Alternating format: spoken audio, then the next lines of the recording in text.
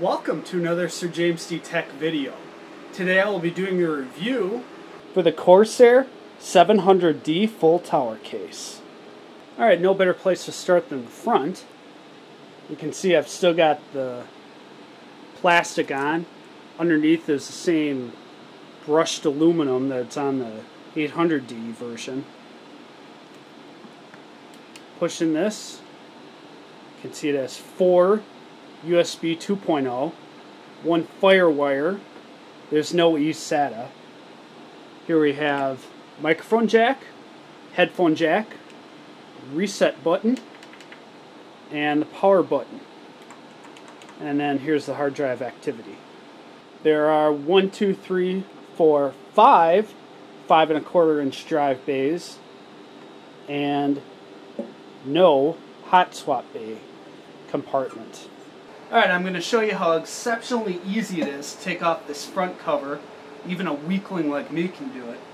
All I have to do is grab underneath and just pull it off. See, it's this nice light aluminum, and in order to get these 5.25 inch drive bay covers out, all I have to do is press them in and it comes right out. And then to reinstall, all you have to do is put it right back in. Easy peasy, 1, 2, 3 easy. Now taking a quick look inside of the 5.25 inch drive bays, you can see there's no support for dual bay. So if you get one of those dual bay reservoirs like I had, you're probably going to run into some issues unless you want to avoid your warranty and bend these slots back. Alright, moving around to the back of the case, one thing I will say is obvious is the amount of venting. I mean, it's obvious that's what Corsair had in mind when designing this case. You can see it has 2 water cooling holes, 140 exhaust, and I'll get to those in a minute. It has 7 expansion slots plus 1 vent. Power supply goes on the bottom, and it is also equipped with a nice and long dust filter. So when you put your power supply in there, you can not be hesitant to flip the fan that side down. Because I know with some labels on power supplies, if you put it fan up, then the label looks upside down and it just looks ridiculous inside your case. Alright, onto the top of the case, you can see it's got a nice little area here where you can put remote controls, external hard drives, the Dark Knight Blu-ray mobile. I wouldn't put a drink on here because it's got a nice compatibility for 3 120mm fans, and it will work with these screw holes with a 360mm radiator or 240/120. And the recessed section is for if you want to do a push-pull configuration with the fans.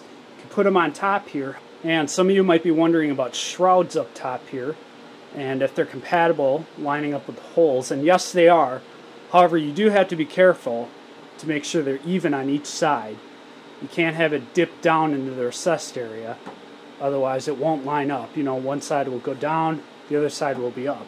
So these 120 by 31mm shrouds do work.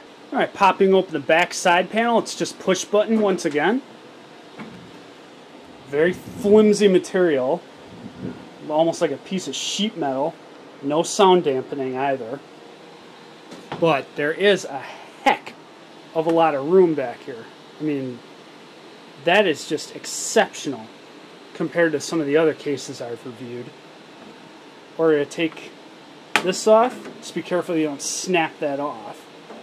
And then it can either go down like this or come off completely.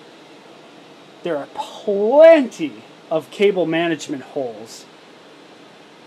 I absolutely love this about this series. How many of these wonderful grommeted holes there are. I mean, everywhere imaginable. And then, excuse me while I kiss the sky, the CPU backplate cutout is wonderfully large enough for access to virtually every motherboard backplate out there, with the possible exception, well, actually definite exception, being the EVGA SR2, which is a dual socket. Now this side panel does not include a window or any meshing at all.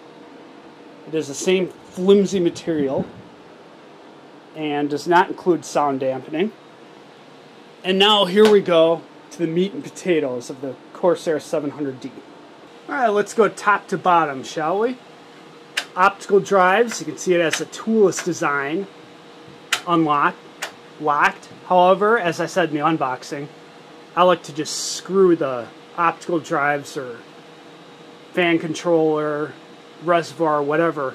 I like to just screw them in for a little bit of extra security, especially if you're using a reservoir. Now, instead of the hot swap bays, what the 700D has is these toolless design for the hard drives. It's not bad. Feels extremely flimsy. I mean, this is toy-like here. Look at how it's bending. You will need, obviously, a screwdriver and screws in order to get a 2.5-inch solid-state drive in there. The regular 3.5-inch drive, all you gotta do is put those little tabs inside of the holes and then just put it back in.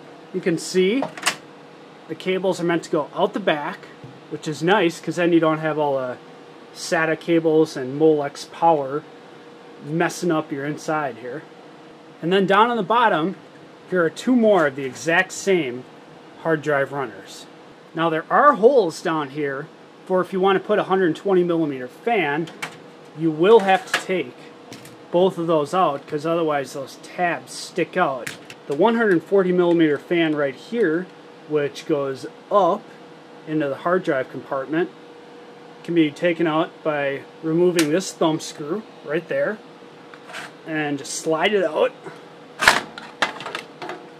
Now, as you can see where the screw holes line up, this tray is only compatible with 140mm fans. Again, here we are on the bottom with the dust filter. Power supply is meant to go up on risers. There are no holes down here for compatibility with any fans. So if you want to put one down there, you're going to have to use zip ties or something. There's two rubber grommeted water cooling holes right here. So if you've got a pump down here, it can just go right up. Got a 140mm intake fan, which blows up. And then there's the other 140, which is pointed out right now for exhaust. No toolless design for the PCI. However, it's not really that big of a deal because a lot of the toolless design I've come across lately hasn't been that good anyways. And then once again, compatibility for a 360mm radiator, and what I had before were the barbs over here. I mean, you can have the barbs here, but once again, you're going to get that long hose going out if you got a reservoir out the front. Alright, here we go with my overall thoughts and impressions.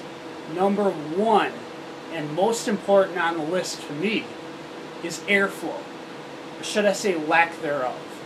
They ship it with these horrendous 140mm Corsair stock fans, which, as I said in the unboxing, I can get more airflow just by taking my hand and wiping it across the components, and you're not getting any kind of push in there. If Corsair does create a 900D or something, if you're going to have a 120mm fan over here, and there is compatibility for it, or 140 or whatever, on the side panel, something like Lazy Man from West Coast Mods did, and I'll put a picture up, in which he basically has a cutout right here so that there is actual fresh air coming in. See what I'm saying? Because otherwise, if this side panel is on, what exactly is that blowing? All it's doing is taking whatever air is coming in here, and then it's just designating it to going over here, and all this just gets absolutely suffocated. So that's what they should have done, in my opinion, is create some sort of either meshed or a complete cutout right here so that there is fresh air. Otherwise, just do it like a lot of Cooler Master cases have, where there's either a 120 or a 140 or a 200 right here blowing in. I mean, that's nice airflow there as well. Now, what a lot of people, including myself, have done is unless you've got a push-pull configuration with your heatsink, the single 120mm exhaust fan at the back of the case should be flipped around to make it an intake fan. But I'm not going to go into too much detail with that because I'm more concerned with the stock cooling design. Now for this tray, I will say that it does create a very clean look on the inside. The fact that it's black, it does cover a lot of the power supply cables that come in here. However, in terms of airflow, I hate to beat a dead horse here, but I have a tremendous amount of experience because I do own the 800D. When I put my hand right here, there is absolutely nothing coming in. Okay, so what might be a good idea, if Corsair does create a 900D or something, get this tray out. Put this fan here. Or, if you really want to have this fan, what you got to do is put another fan right here so that you kind of have a wind tunnel effect coming up. Because otherwise, like I said, when I put my hand right here, I feel absolutely nothing. So it's choke, choke, choke. This is the exact same size as a Corsair 800D at 24 by 9 by 24. So there's plenty of room inside. As a value, this case will run you between about $240 and $270. And the Corsair 800D, its older brother, runs her around $300. So knocking off $30 for losing the hot swaps, doing some other things with the toolless design for the hard drives, you'll have to decide whether or not that's worth it to you. The CPU backplate cutout is tremendous. The extraordinary amount of cable management holes, complete with rubber grommeting, is a surefire advantage. Now, without performing some major modding, all the Corsair 700D will be able to fit is an internal 360mm radiator up top, and I already showed you what I had.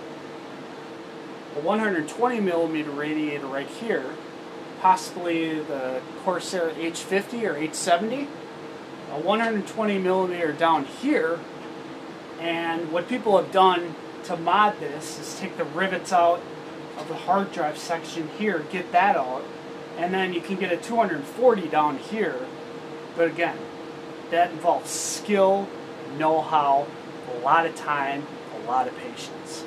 So it is a very good case for water cooling. However, you should know that even if you've got a fully water-cooled setup, airflow still does play a key factor in keeping your temps low.